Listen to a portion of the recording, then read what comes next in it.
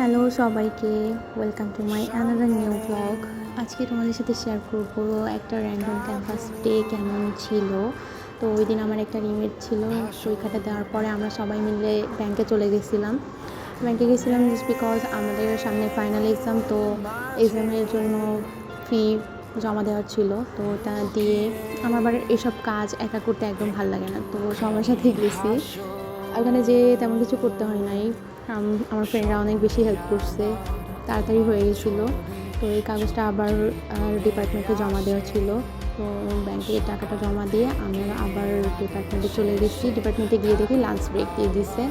তো যেহেতু lunch break ছিল, আমার ওয়েট করতে একদম ভালো লাগতেছিল না। সকালে না খেয়ে এক্সাম দিতে গেছি, আমার ফ্রেন্ডের কাছে রেখে আমি হলে চলে আসলাম।